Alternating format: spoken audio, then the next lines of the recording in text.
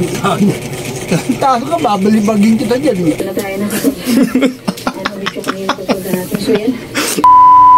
Guys, may naisip ako na kalokohan guys. Ayan guys, so luya.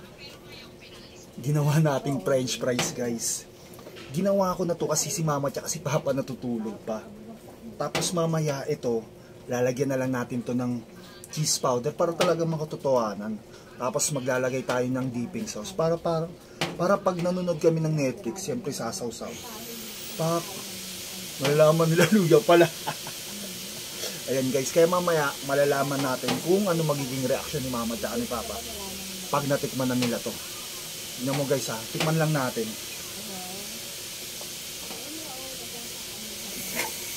Gagi. Talagang lasang-lasang niluya siya. Ang hang. Guys, gawin na natin. Ito guys. Tapos ito yung cheese powder. Si mama at si papa nanonood sa baba.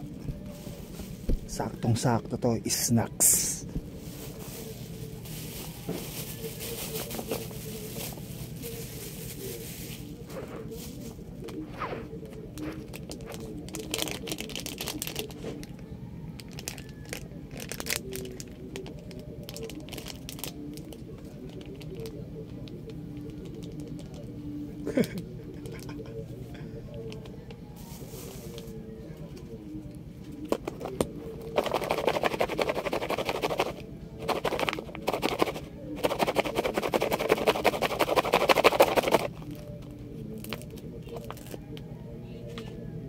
Gagi, parang price no.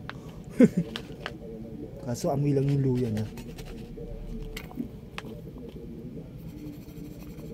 Hey guys, let's go.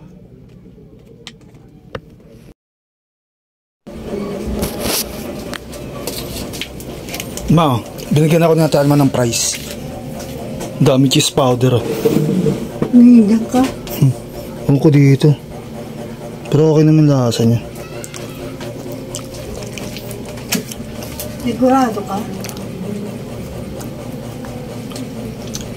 Eh, nagpabili daw yung anak niya.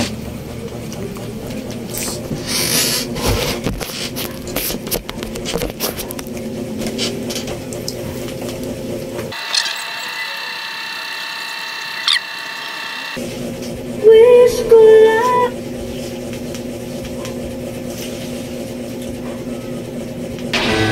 Ma-price oh.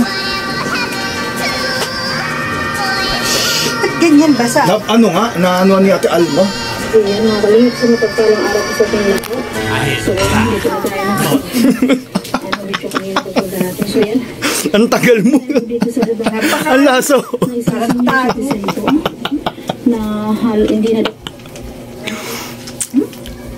Ang lasa. Batang luya. Luya nga yan. Bakit merong mga batang hindi tama ang nutrisyon na timbang? Sabi mo, batik mo. Ano lang? Ito ni Alma. Alma? Oo. Sino Alma? Oh, Hindi yan. french fries. Ito yung kumain. Dali! Ano ba yung... Bilis ka! Hindi na ako makain. Basa eh. Hindi basa pala eh. Hindi, siyempre kainin mo.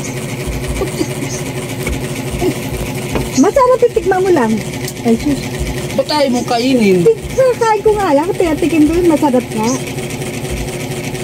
Dali na. Dali na tatakin nga nanood eh. Matao.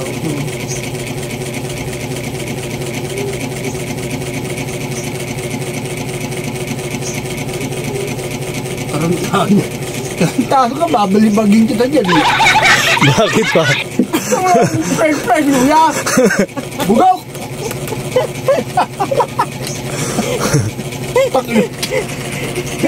Ano luya, taglinig Si Raul talaga to eh.